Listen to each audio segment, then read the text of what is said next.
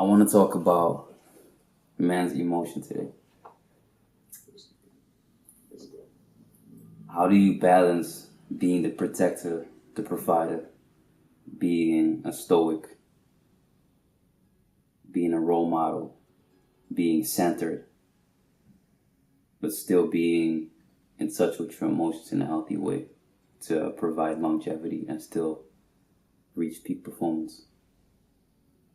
I know it's a bit of a long, loaded question, but... Yeah. Okay. Stoicism to me is all about being in touch with your emotions. Excuse me. I think oftentimes it's mistaken for the opposite, for being a cold person that has no emotion. Stoicism essentially is not about being cold and not about having no emotion. It's about being connected to your emotion, but not being dramatic about your emotion. Meaning not overstating it. Not allowing yourself to dive too deeply into it that you become delusional about what the emotion is, and also what the situation is that created the emotion. Right? So you enjoy the great moments, but you keep in mind that moving forward, there will be more harsh experiences. So you don't overindulge in this moment, because you understand that if you were to overindulge in this moment, you send a signal to your mind that this is what it's going to be moving forward.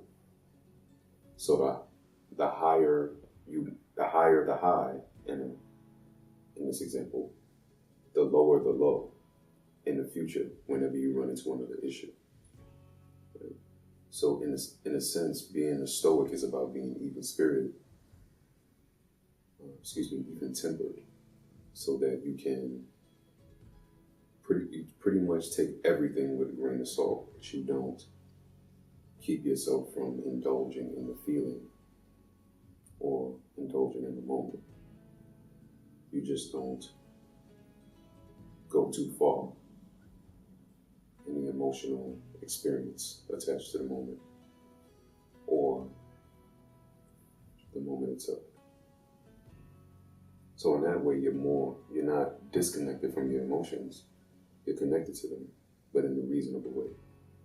That's how I perceive Stoicism. Right? It's not a person who has the same expression 24/7. It doesn't matter what's going on. It's not a person who feels nothing, a person who's numb to life, no matter what goes on. That's not what Stoicism is. Stoicism is not allowing yourself to swing too far in any one direction, because you know that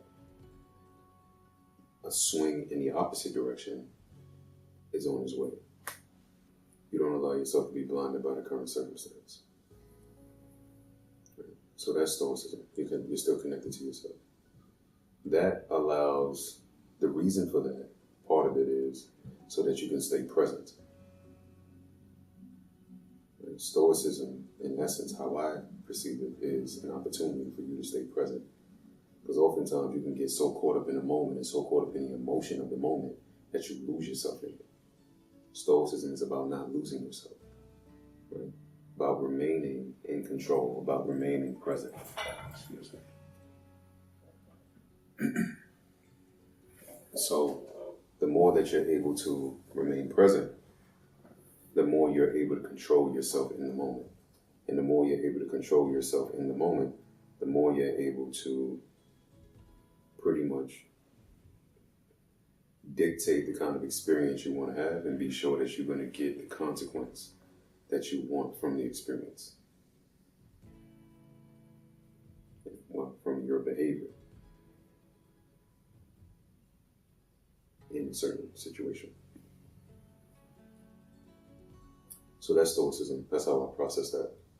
You're not disconnected from your emotions. You're connected to them. You're controlling them. Although you're indulging in the experience, getting what you can from the experience, you're not losing yourself in the experience or the emotion that is encouraged by the experience. Instead, you're more focused on enjoying the experience, but remaining in control, remaining centered, if you will, remaining present. So essentially, that's the point of Stoicism. The reason why that's important is, well, at least Stoicists, how I understand it. The reason why Stoicists believe that to be important is then you're more able to protect and provide. Because you can process the situation, you can process the experience, you can process the information from the external stimuli and the internal stimuli in a way that allows you to make constructive decisions on the fly. Right? Because oftentimes, in a lot of situations, our emotions get the best of us, and they lead us to make decisions that are not necessarily rational. They may feel good in the short term, but in the long term, it doesn't really serve us. Stoicism keeps you from making that mistake. At least, that's how I understand it. Right? Which is why people adopt Stoicism. That being said, because you're more in the moment, because you're more present, because you're able to make constructive decisions for your life, both short-term and long-term, it allows you to be a better provider. It allows you to be a better protector.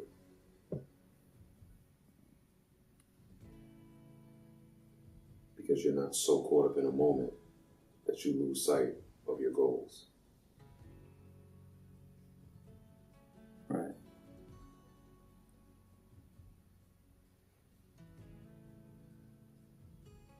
I always thought it was more like you don't focus on how you feel.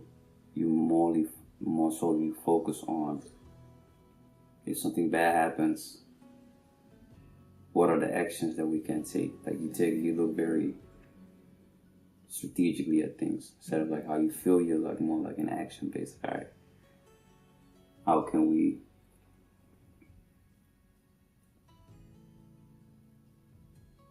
Everyone is action-based. Doing nothing is also an action. Overreacting is an action. And there can be a lot of different actions in overreacting. So, regardless to how a person reacts or responds, there's an action associated with it. So in that way, everyone is action-based. Stoicism is about not allowing your emotions to get the best of you, even though you feel the emotion. Because again, you're not going to be numb. That's not the point of Stoicism. The point is to not make decisions that are based solely on emotion. To not be blinded by how you feel. To not allow your emotions to overpower your intelligence. But to use how you're feeling in a way that helps you to process the situation better. But you don't ignore the feeling. You don't shut the feeling off completely. You still feel it, you just don't allow it to blind you. Because in a lot of situations, you have to feel out the situation. Right? In reading the room, you have to feel the room. So Stoicists understand that. Based on that information, they rationalize. Based on that information, they strategize. And because they're not overly emotional, and not allowing their emotions to take over, they can respond accordingly, not react, but respond. And they can do it instantaneously because they're present. So being a Stoic allows you to be present so that you can make these rational, constructive decisions, which are more strategic than emotional.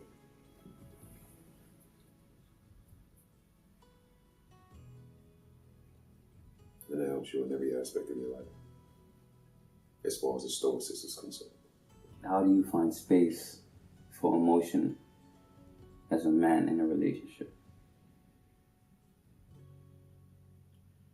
You create time to be alone, so you can process how you're feeling not only as a human being experiencing his life as an individual, but also as someone who's in a relationship. So, in essence, although you're in a relationship with someone, we still need time to ourselves. You have to create that time and then protect that time. Same thing with your partner. Protect the time that your partner wants to make for themselves. To the point where sometimes you even have to remind your partner to take that time for themselves. So you create time, you protect that time, and in that time that you have, you just allow yourself to feel and not rationalize the feeling. Just create space for the feeling itself.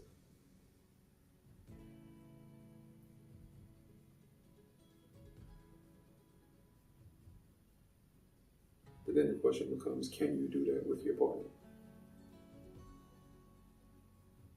Can you have an emotional experience with your partner? A lot of men struggle with that. A lot of women are struggling with that today as well.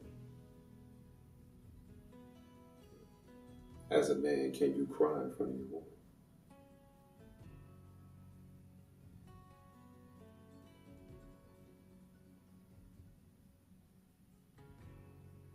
So, chances are, the time that you're spending alone, possibly crying, possibly being upset, not trying to rationalize how you feel, just having a feeling. After spending some time doing that, the question becomes, do I have to always do this alone? Because until you can share all of yourself with the person, you're not really in a relationship. That part of yourself that you keep to yourself can potentially lead to the demise of the relationship, because if you're not careful, when the situation becomes uncomfortable in your relationship, which it inevitably will, you're going to have challenges in your relationship 9 times out of 10. So when you have these challenges, do you withdraw from your relationship? That can give you a small window, if done consistently, to feel single when you withdraw. And you're withdrawing because you don't feel comfortable enough to have an emotional experience with your partner. So there's a part of yourself that you're not sharing with them. There's a part of you that you're keeping outside the relationship. Now let's say you start looking for comfort because you do want to share that experience with someone, but you're not comfortable with doing it with your partner. It doesn't necessarily mean that you're comfortable doing it with a stranger, but it does mean that there could be some room available for a stranger to enter your life and for you to share experiences with that stranger, because you're seeking connection that you're afraid to experience with your wife or your husband. So as much as you want to create space for yourself and protect that space, understand it's space for yourself, not space for yourself plus one. And if there's ever going to be a plus one, that plus one, ideally speaking, should be your partner. In that way, the emotional experience becomes free-flowing. You can have one with your partner, you can have one by yourself. And hopefully, it strengthens the relationship. It doesn't weaken it. And what if you notice that you're making your partner uncomfortable by showing emotion? Or even worse, they lose attraction for you.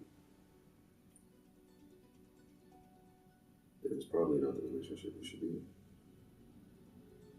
Anything that you can do to expose that as fast as possible is probably something you should do, without being disrespectful to your partner.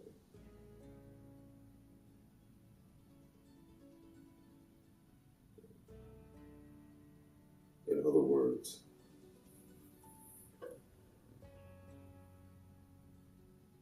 be as much of yourself as you know how to be as soon as you can be, to see how this person that you're interested in sharing your life with responds to it. And if it turns them off, then perhaps it's not the person you should be with. Because essentially, what that says is you can't be yourself around this person. So they're not really in a relationship with you. They're in a relationship with the idea of what you could be. They're in a relationship with the idea of what you could be, which is probably based on what they need or what they want, but not who you are. So the faster you can come to that understanding, the better.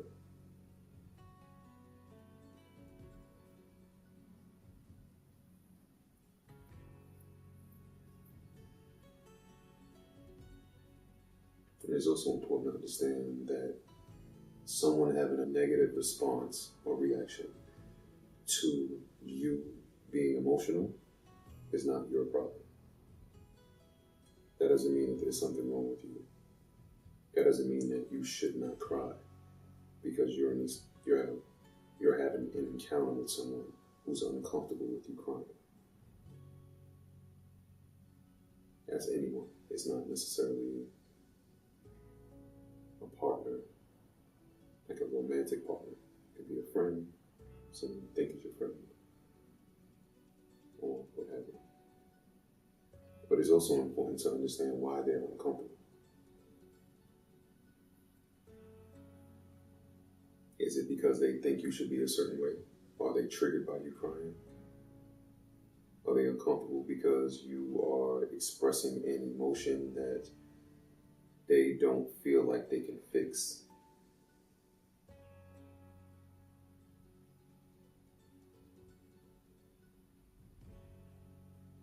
Are they so solution driven that they don't see how to create room or when or how, or when to create room for someone who's feeling a certain way?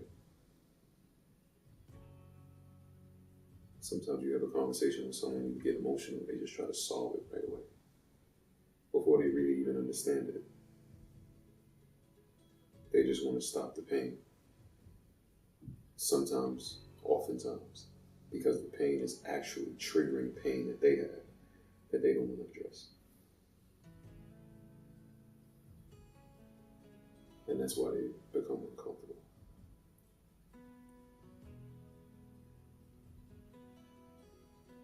Because you're becoming a mirror for them in that moment, and they don't want to see themselves.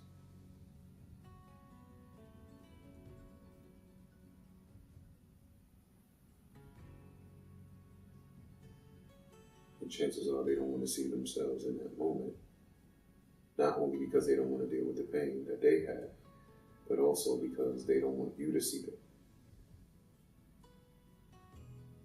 in a vulnerable state. The faster you can expose the issues connected to your emotions in a relationship, both with your partner, meaning being accompanied by your partner, and being alone, the faster you can get to a relationship, either with that person or with a different person, that's actually fulfilling to you in a holistic way. I saw this video the other day about this man speaking on women that want their men to be emotional, but only when it suits them.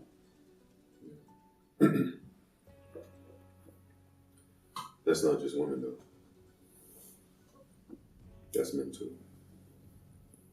That's society.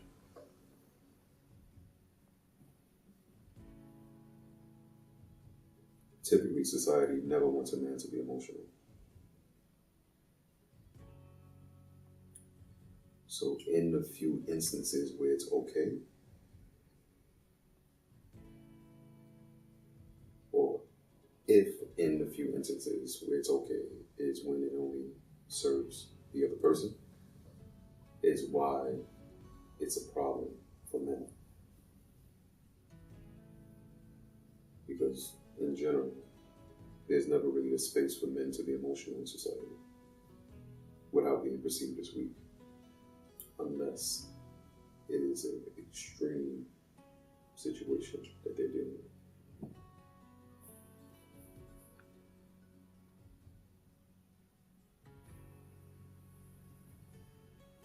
Somebody very important to that man has to pass away. What do you think that comes from? It comes from the concept of a man being strong.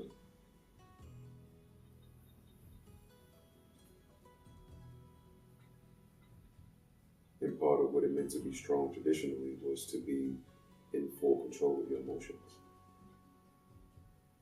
And a man was expected to have mastered that part of himself.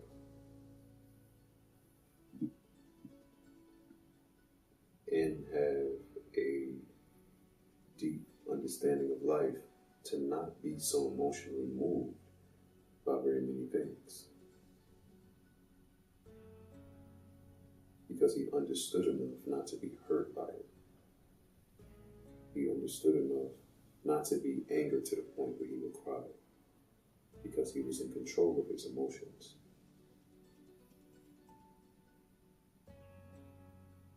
Through his understanding.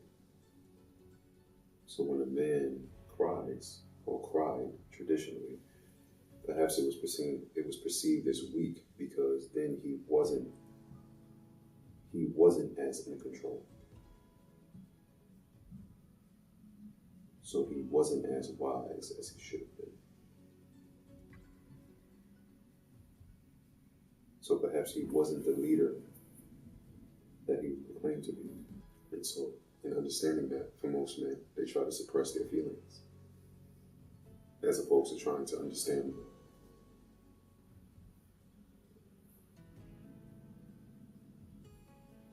Because that's implied. Having the understanding of self is implied. Having the understanding of having enough of an understanding about life is implied.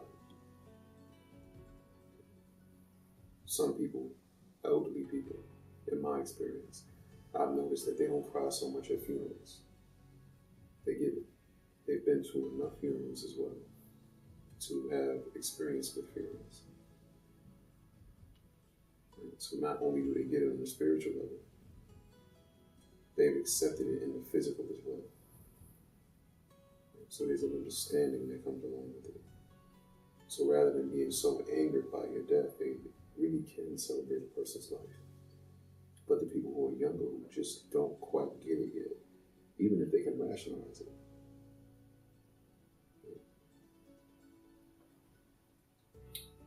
the pain of missing a person, of experiencing life from that point forward without that person, is unbearable.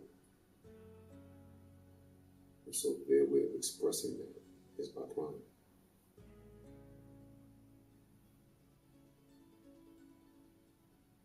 But an elderly person probably would understand or say something along the lines of, "No one really ever dies." They'll say something along the lines of, "They're going home."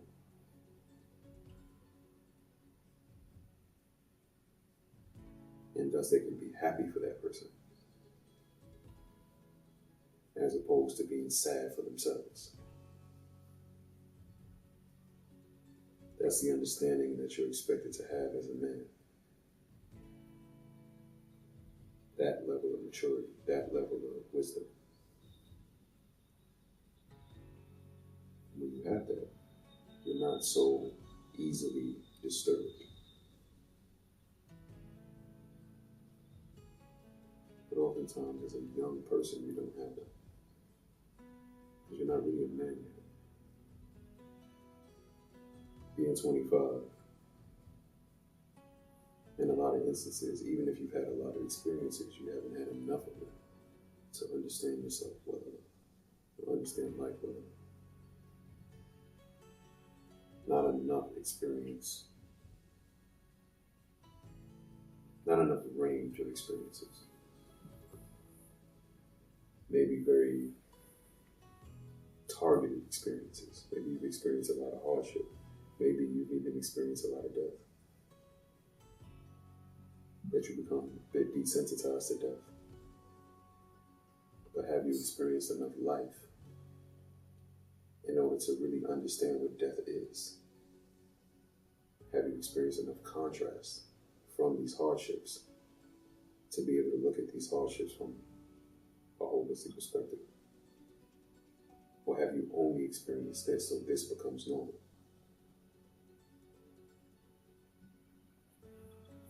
So the range of experiences tends to be lacking in a younger person, a younger man. But yet he still feels like he has to live up to this interpretation of what a man is. So rather than actually gaining the wisdom by allowing himself to experience the plethora of emotions or the full range of emotion that he has, he suppresses it, which only prolongs him actually becoming a man, because it keeps him from understanding the feeling. Because rather than, in order to understand it, you have to experience it. But rather than experience it, he suppresses it, so that he can give off the impression that he's a man. And what's the effect of that suppression? It's usually something destructive.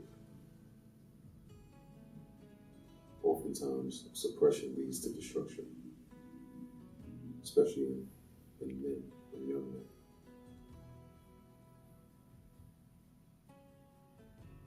Because you're not processing, you're not allowed to process who you are completely.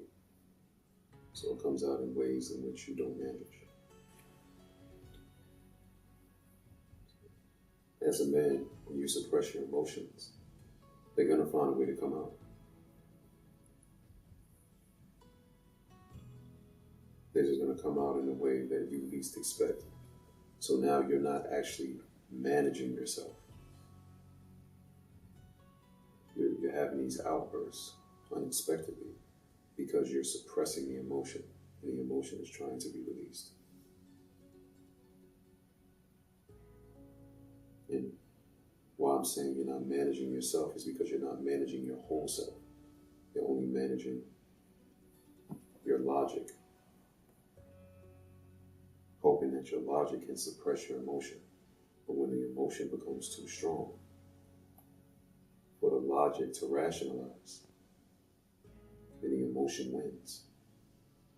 And the outbursts start happening. And to a large extent, your emotions control your logic. That's why it's important to create space for it. As much as we tend to think that we're outsmarting our heart, because oftentimes that's how men use their heads. Men use their heads to outsmart their hearts. Or at least young men try to. It doesn't work. Because you have these outbursts now. Because your existence is partial. Your conscious existence is partial. So there's a part of you that you leave unattended. You try to lock it away and leave it unattended. But you underestimate the strength of it. And so these outbursts start to happen. Or you start to act in a way that doesn't reflect your heart, because you're busy trying to run away from your heart. So in an attempt not to be vulnerable, you do things, or you may do things, to express dominance. But it doesn't really express dominance. It more than likely expresses disrespect.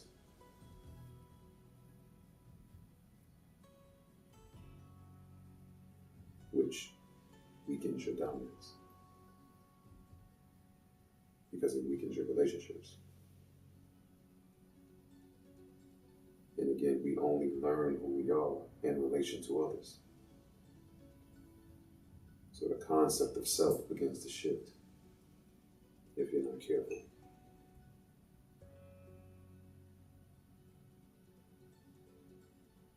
And the longer you do that, the more those relationships begin to shift. The more those relationships begin to shift, and the more different outside people, that's not the right way to say that, the more people begin to respond to you differently, the more likely you are to adjust your identity, which is you moving further away from yourself. Because the environment will change you before you change it.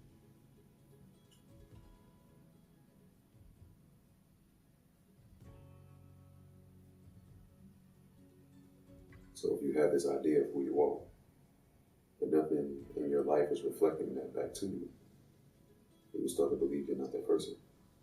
You start to believe you're the person that society is reflecting back to you, or your environment is reflecting back to you. But your environment is reflecting that back to you because of your lack of being who you really are. They're reflecting a partial version of you, the consequence of you deciding to live a partial existence. That's what they're reflecting back to you. The moment you begin to dive deeper into your emotions and understand or try to understand who you are holistically, the more the environment will respond to you differently. That feeling, it's almost like it's like a knot in my stomach. So I know I address the feeling. But then there's the second question is, where does that feeling come from? How do you, so my question is, when you address a feeling, how do you dig deeper into finding out where that comes from? Sit in the feeling.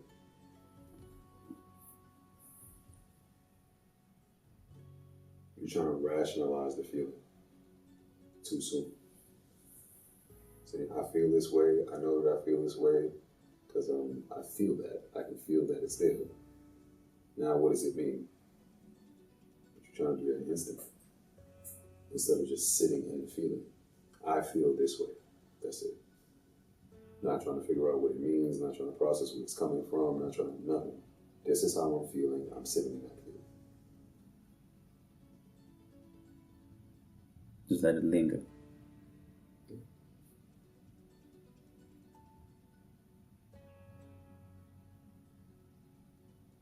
I'm still not, I wouldn't even say let it linger. You sit in it. Just letting it linger is almost as if, let's say you have a room in your heart and you go sit in that room. Well, that's actually not the best way to say that either. Let's say there is a room.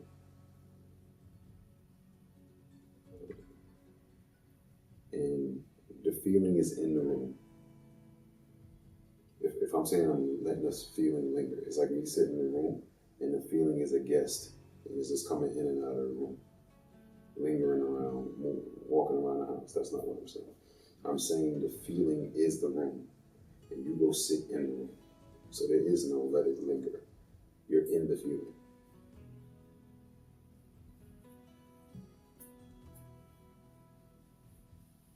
And if you sit in that feeling long enough and acknowledge it, there will come a point where the feeling begins to direct you to where it's coming from. Or you'll find yourself feeling this feeling often, but you only feel it in certain situations. And that can help to guide you. Okay, I only feel this in these types of situations. What is it about these situations that's making me feel like this? What's consistent in all of these situations? And that's when the peeling back the layers starts. But it's not just, I feel this way, let me instantly try to figure this out.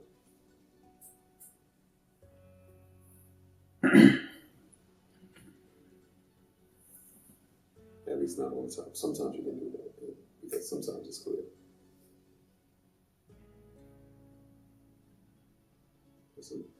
A lot of times it's not.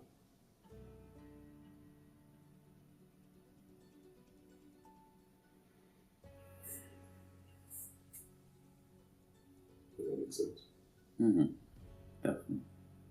Because otherwise you're not really providing space for the feeling. You instantly trying to change it. Because if you find a solution to it, subconsciously you're thinking, I'm not going to feel this way anymore.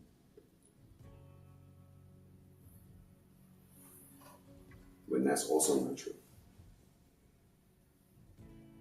But that hurts more.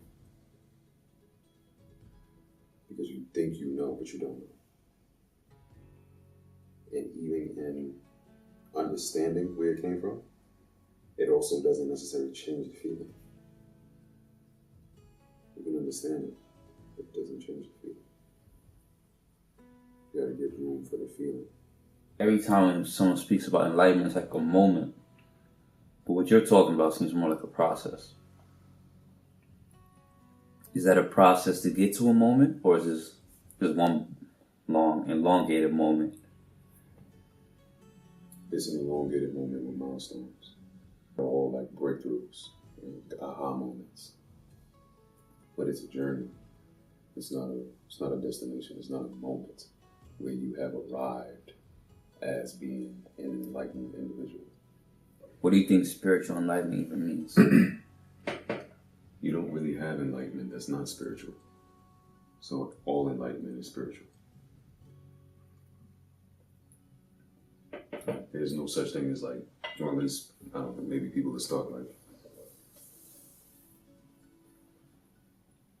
creating new terms in the future, which is very likely.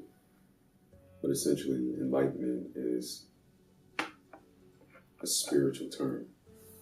Right? There isn't financial enlightenment or physical enlightenment. That's up until now. That hasn't been something that's culturally accepted as a thing. Enlightenment is always spiritual. It's always all-encompassing. It's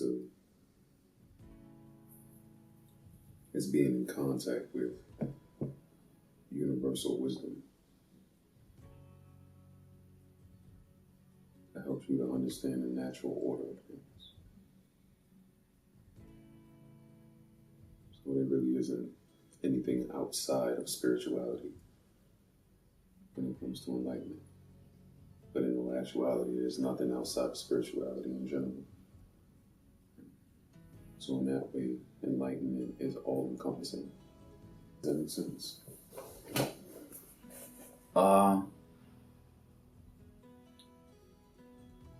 Yeah, so far so good. You still look a little, you got a puzzle with on your face. I didn't think it would end there. Like I was thinking there was gonna be more. Is that really all that there is to enlightenment? Understanding these. There really isn't any all that there is. It's infinite intelligence. No one can tell you all that there is to enlightenment. Because no one arrives at enlightenment. It's a journey.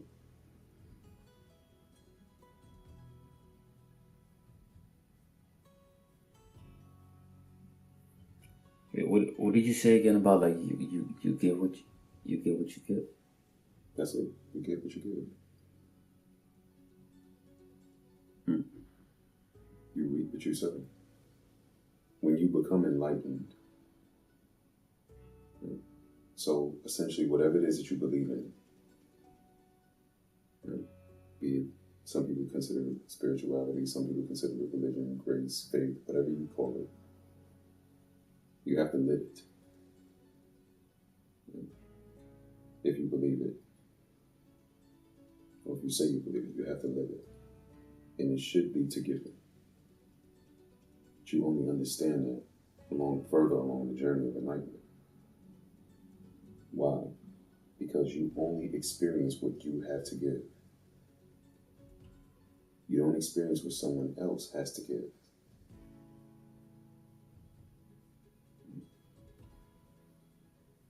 You experience what you have to give.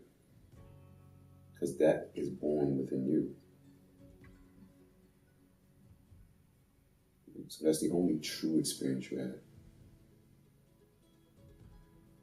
What another person has to give. For example, you don't ever get the opportunity to experience another person. You just experience yourself in that person's presence. You can't experience me right You experience yourself with me being next to you, but you don't experience me. You don't know how I feel. You can try to empathize, but you're not me feeling it. You're you trying to empathize with me feeling it based on the feeling you once had. So again, it's about you. It's not me. It's what you feel. Because you can't experience what I feel as me. And because of that, you never actually experience me. You experience yourself in my presence.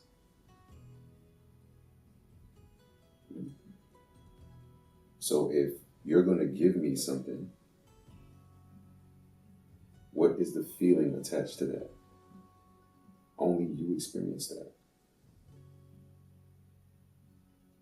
I experience myself in your presence, myself in the presence of the gift that you're giving. I experience how I feel about the gift.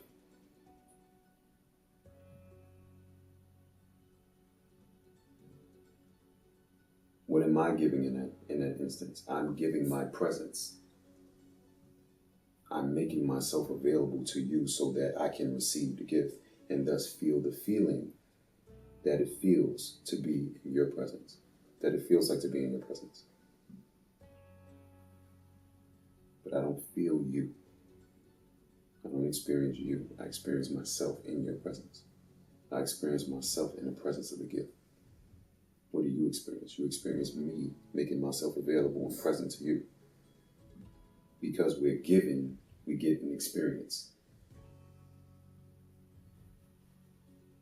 that entices us to feel, that encourages us to feel something. But the feeling comes from self.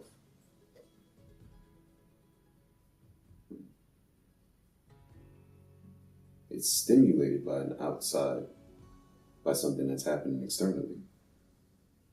It's stimulated that way. But it exists within.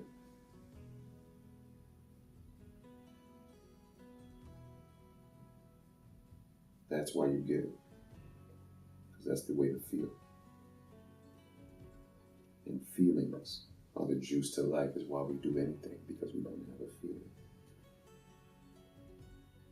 Your mind helps to navigate you toward creating the best possible circumstance for you to have the feeling.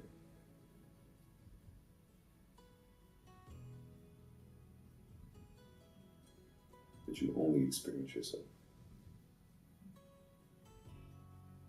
So the more you give, the more you live.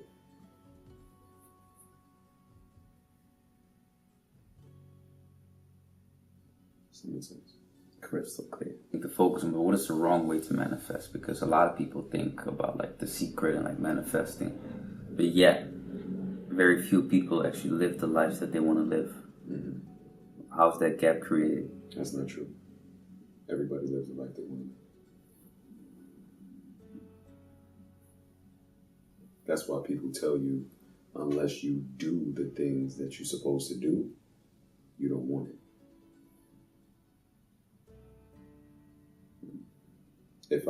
If I say I want to be successful, but I'm not doing the things that successful people do, then people will say you don't want it. Because we all get what we want because we behave accordingly. And if you behave accordingly, you will get those things you want.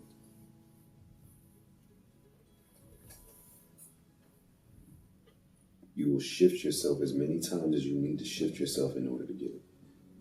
Think about how many times people in life get to a certain level, whether it's perceived as positive or negative. But how many times have they shifted themselves in between time in order to get to that place in their lives? They typically haven't been this way the whole time, and then they got there. If you see someone's life getting perceivably worse over time, they've probably shifted in ways that has made that a reality. If you've seen someone's life remain stable over time, they've shifted in ways to create this stability. The same thing with someone who's successful. Someone who has achieved success in their lives, they've shifted along the way. Because times change. So in order to maintain being along a certain trajectory, you have to shift what you're doing. You have to pivot in order to maintain that trajectory, or it will shift.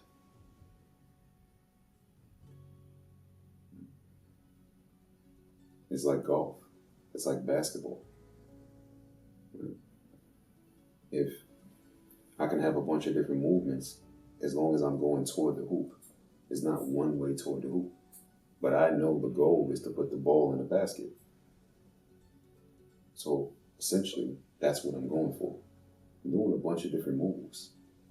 There's a lot of variations in my movement. But essentially, I'm trying to put the ball or get the ball into someone else's hands who can put it into the basket. Why? Because that's what I want. That's why people say if you don't do the thing that aligns with what you say you want, then you must not really want that thing. Because everyone gets their standards. And your standard is consistent with your identity. And your identity will not allow you to exist without fulfilling it, without proving it to be true. Everyone gets what they want. It's just a matter of are you being truthful with yourself that you actually want this?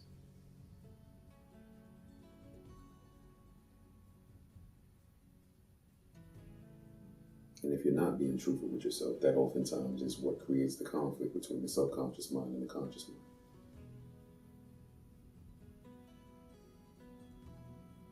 But everyone gets what they want.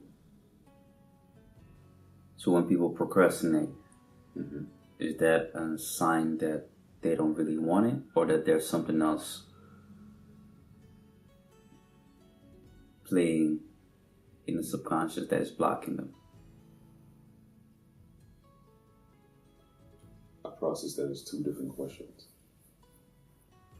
Because someone procrastinating is a sign that they want what procrastinators get.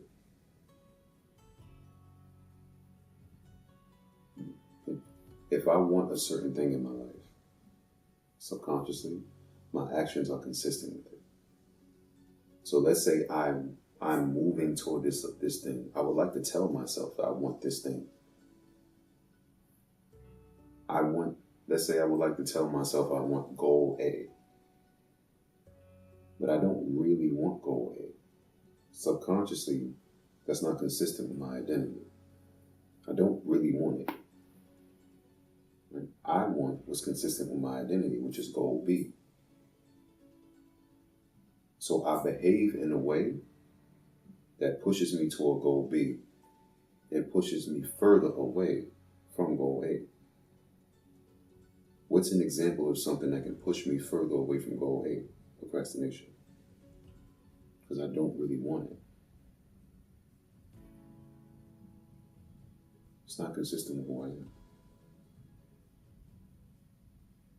Procrastination keeps me from going toward goal A and helps me go toward goal B. That's really what I want. That's consistent with my subconscious. I'm telling myself I want this, but it's not true. I'm telling myself I want goal A, but I don't really want goal A. I want goal B. This is why reprogramming your subconscious mind is important. Because until then, your subconscious mind will expose the fact that you are a liar. It will prove you to be a liar every time. Until you reprogram it. It's important to remember that your mind is designed for you to like yourself. And for that reason, you don't want to hurt yourself. You want to preserve yourself.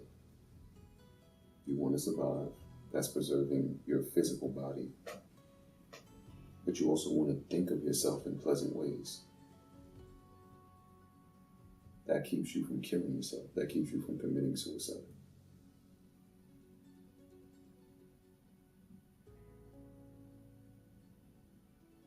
So oftentimes, we're telling ourselves a lie to protect ourselves. That's a great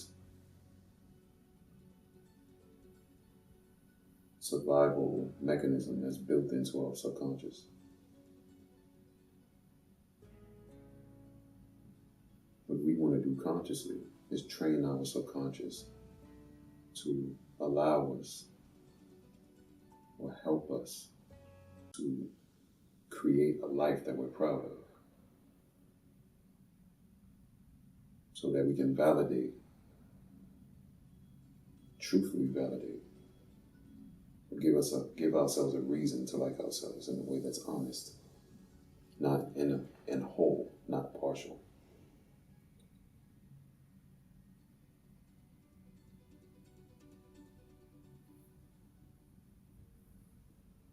So that's the goal, you mean? That's a goal. Or that's what? Well, sorry, I didn't really follow all the way through. That is what the subconscious mind wants to do, or that's what you trying to do, and that's why you want to be in control of the subconscious? That's what you want to try to do. The subconscious mind is doing two things. It's constantly looking for what's wrong so that it can keep you alive. So by nature, the subconscious mind is in survival mode. It's trying to keep you alive. But it also has to give you a reason to support that. If we did all this work to keep you alive, now we want you to be alive, right? So you have to find reasons to like yourself. Right? That's why we use softeners when we speak about ourselves oftentimes. And we don't like when other people are speaking to us too directly. Usually. Or at least in a lot of instances. You don't call yourself fat. You say, I'm a little overweight. And if you do say fat, you say fat not in a negative way. Oh, I'm fat. It's cool. I'm a fat girl. We poppin'. I'm a fat dude, big belly, rude boy. We try to put some positive spin on it. Okay? Because we don't want ourselves to feel negative.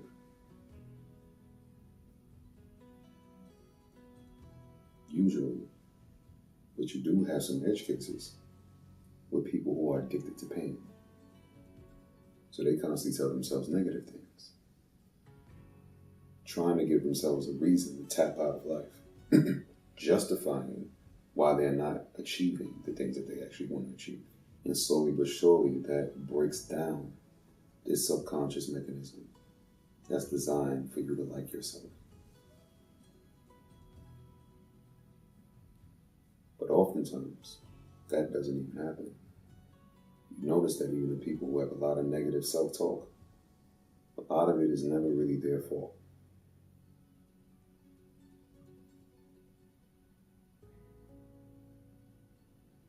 A lot of it is society. If the situation was different, if this person didn't do this, if this person didn't do that, if this didn't happen to me, then maybe I would have. There's that part of the subconscious again, giving you an out so that you can like yourself. It's not your fault, it's society. If you decide you want to do something, right? If you want to shift your subconscious mind, you don't negotiate with yourself. You get up and you move. But if you're not moving, if you're not actually doing the thing, then you don't believe yourself. You can say, oh, we're about to do this, we're doing this. But if you're not moving in that direction, it doesn't matter. Right? That's why oftentimes you wake up in the morning, you're telling yourself, we're going to get up, we're going to get up, we're going to get up. Even if you turn off the alarm, even if you don't hit snooze, and you decide you want to lay there, but you're going to lay there but stay awake. Typically, it doesn't work. You fall asleep. But if the alarm clock buzzes and you instantly jump out of bed, and you do that consistently, and your body knows, it's not even a fight anymore. Now you can train that, or something can happen in you. Right? Something can happen in life that instantly creates a shift in you. Right? Because change happens in a moment. Instantly creates a shift in you. And from that moment on, you say, this is what I'm doing. And your subconscious mind believes that. And from that moment on, that's what you do. So it's not one way. You can back yourself into changing your subconscious mind. Right? Or your subconscious mind can be shifted immediately by something that happens in life that shakes and breaks your rhythm and thus creates that window for change. Why do you think so many people struggle to do it proactively? Let's say the snooze example. A lot of people struggle to consciously change their subconscious mind because they negotiate with themselves. So they start rationalizing.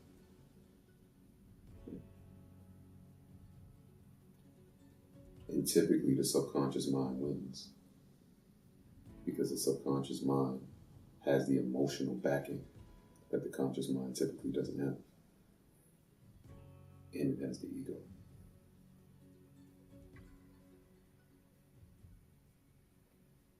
So it's usually a losing battle for the conscious mind. That's why there can't be room for negotiation. Because the subconscious mind is a better arguer. It's a better negotiator than the conscious mind is. So if you really want to do something,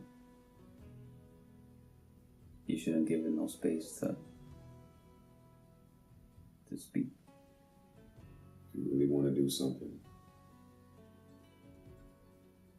you create motion in that direction and you don't waver. And the longer you do that, the more you don't negotiate with your subconscious mind, the more you'll start to adopt the habits that support that. Because in the beginning, there is no habit. It's just that thing. Right? You're just getting up every morning at 6. There's no other habit that's supporting that. You just start doing it. And if you make that a non-negotiable, what will eventually happen is you will start to create an infrastructure that supports that. And once you have an infrastructure that supports that, and you don't negotiate, you create the habit. Once you create the habit, you start to see the benefits of it.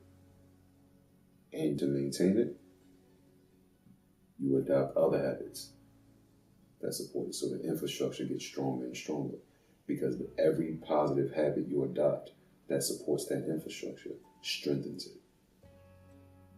And the more you strengthen that infrastructure, the more you reinforce those habits, the more likely you are to shift your subconscious mind. There's no habit in the beginning. Mm-hmm. So you gotta create motion. But let's say the motion that I want to create is like be a morning person, for instance. Just start my day early.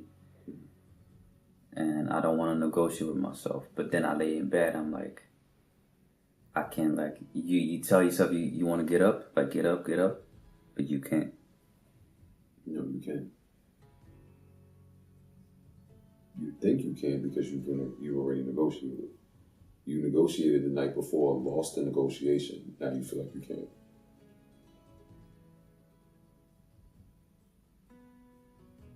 You haven't really made the decision. You understand that you want to get up early in the morning, but you haven't decided to get up early in the morning. That's the difference. And so by doing that, by deciding, you create motion. By deciding and doing it, you create motion. Because you can decide the night before, but not decide again in the morning when the alarm clock goes off.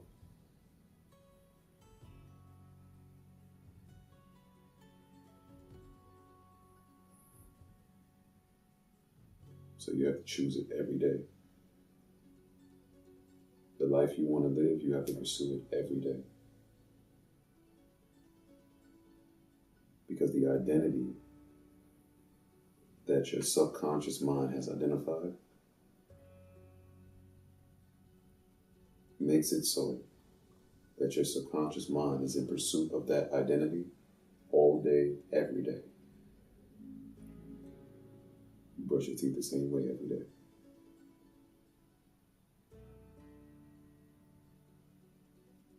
Chances are you get dressed the same way every day.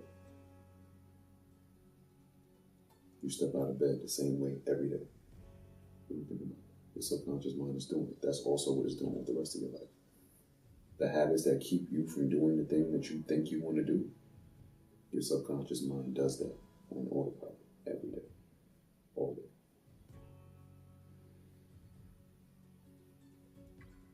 That's why you can't negotiate with it.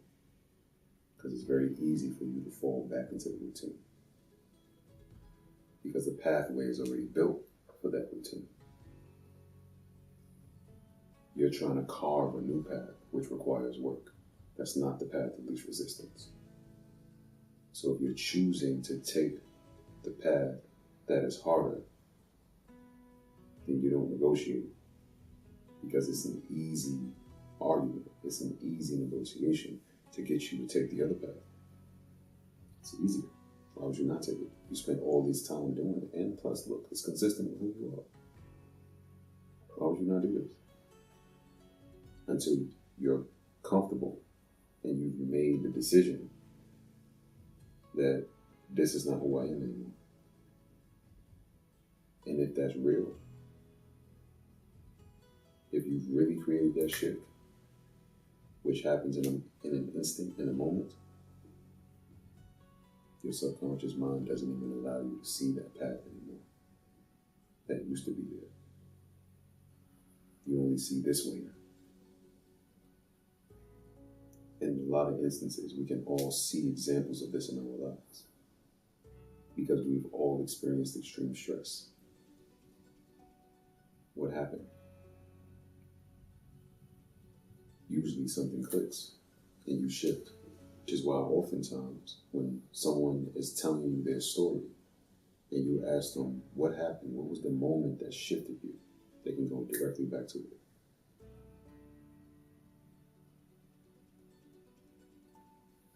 Because that's when the change happens. It's usually not slow and gradual, and etc. Yeah, that's the infrastructure that you need to create to support the shift that you've made internally.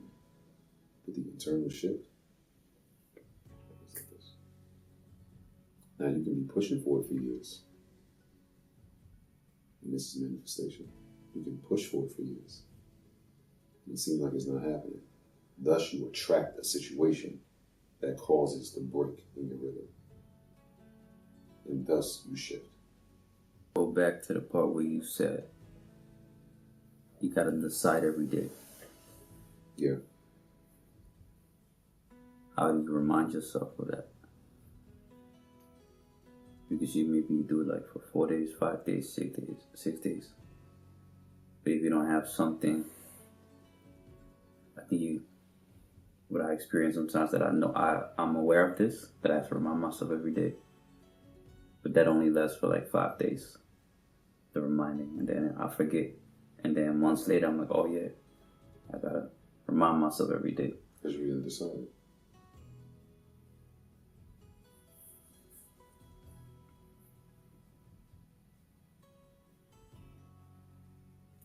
I decided that I'm going to pray 5 times a day.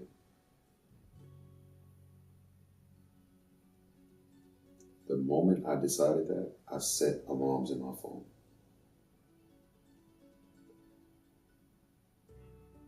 So there is no, you forgot. I put things in place to make sure that the reminder is consistent. And now, because I've been doing that for the past 3-4 years, I don't have to remind myself in most instances. Sometimes I'm in a meeting or etc. Cool. but I remember. I may remember before, I may remember after. Meaning I'm not necessarily praying at the same time every day, but I'm praying 5 times this day. Because the habit is there now that I've created some infrastructure around it to support it. It's really like a thing of beauty, like you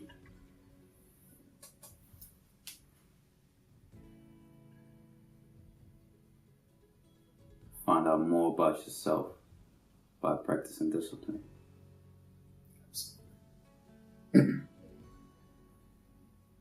You find out more about the world by not practicing this. Really? Because until you practice discipline, you don't really know what you're capable of. And because you don't know what you're capable of, you're not understanding yourself more. You're understanding the world more. You're understanding what the world is capable of and the impact that the world can have on you. Because you've now given direction, the responsibility to direct your life to the world. Because you're not practicing enough discipline to direct it yourself. A problem that I have sometimes is that I have reminders, but I have them so often that they kind of like become invisible. Yeah. How do I go about keeping them very visible every time? Is that something I have to write down every time? Is it, because I have reminders on my phones now, but they're just like one of the 1,000 notifications, they kind of like disappear a bit in the... You negotiate with yourself. You convince yourself that it's just another notification. Through the negotiation process. The negotiation process can happen subconsciously. Because you've given up. You've laxed the standard of when you see this, you do this. So your conscious mind is not so alert to it anymore. It was alert for the first 3, 4, 5 days because you were motivated. But motivation wears off, and now you got to have the discipline to not negotiate with yourself. So when you see that notification, you move. It's not like any other notification. Why? Because the words are different. The messaging is different. You get a bunch of notifications on your phone, but if your mother texts you, that's different. It doesn't just blend in to the rest.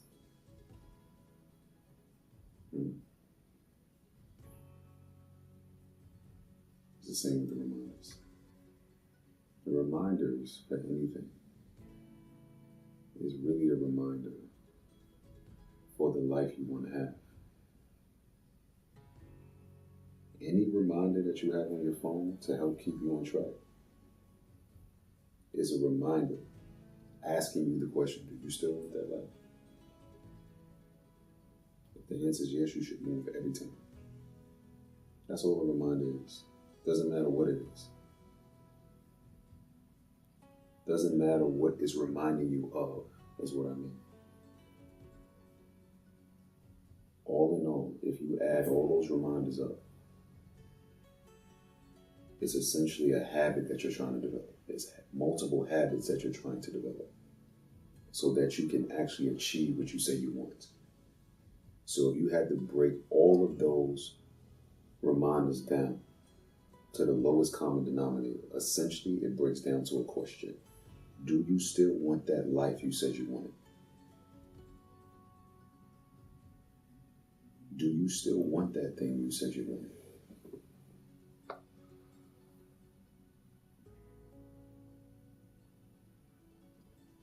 And if the answer is yes, you'll move.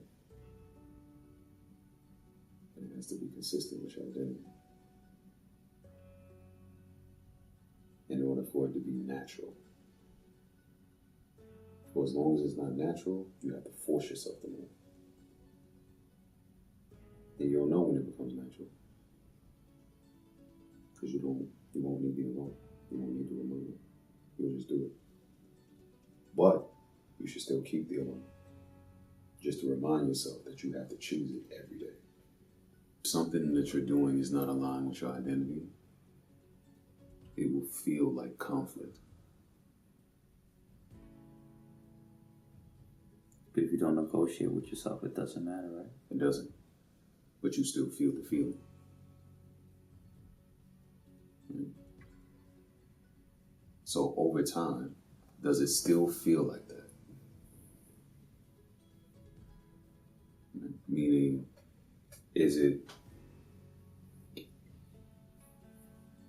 does it still feel like conflict internally? Or does it get easier over time? Does it just fall in line with, okay, yeah, this makes sense for me to do this, even if you don't like the feeling? Right? Some people don't enjoy training, even though they see themselves as athletes. They still don't enjoy the feeling of the burn in their body when they're training really hard. They don't enjoy the feeling of being out of breath. Some people do. But not everybody who identifies as an athlete enjoys that. They enjoy the capability that it provides them. So the conflict that you feel is not a conflict of, it's a spiritual conflict. It's not just a surface level conflict of, yeah, I don't feel like doing this today. It's a conflict that you feel deep in your spirit that is not just, I don't feel like doing this. It's, this is wrong.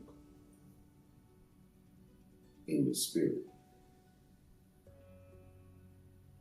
Not in your head. Let's say you have two versions of you. One is the real you, one is the adopted version of you. Right? You're trying something new. Right? You're trying to create this new habit in your life. Right? It feels like it's wrong. Right? Your spirit can be telling you it's wrong. This is not aligned with me. Right? Does it mean that it's not aligned with who you really are, or does it mean it's not aligned with your persona? The persona that you've adopted. Just because you feel it in your spirit doesn't always mean that it's not aligned with who you really are. And thus you should stop doing it. Sometimes it could mean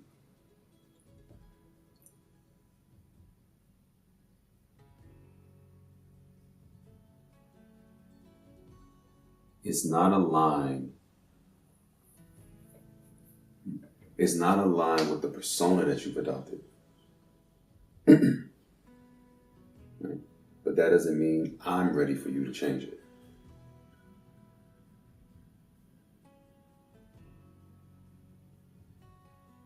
Sometimes that can be what your persona is saying.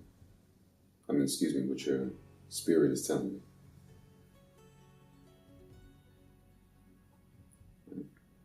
Yeah, because there's also lessons in you trying to be someone that you aren't. There's lessons in it.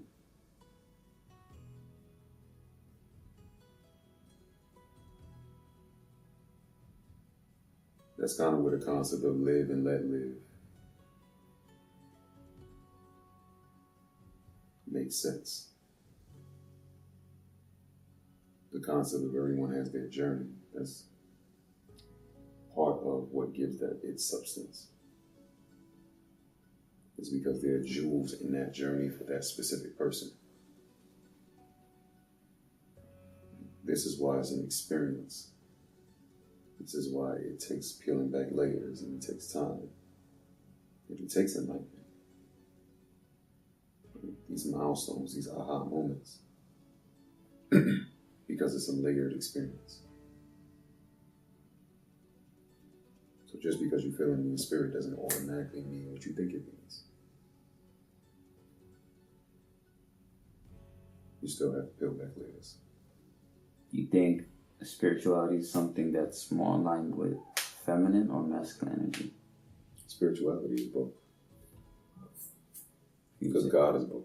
God is both feminine and masculine. God is 100% feminine and 100% masculine.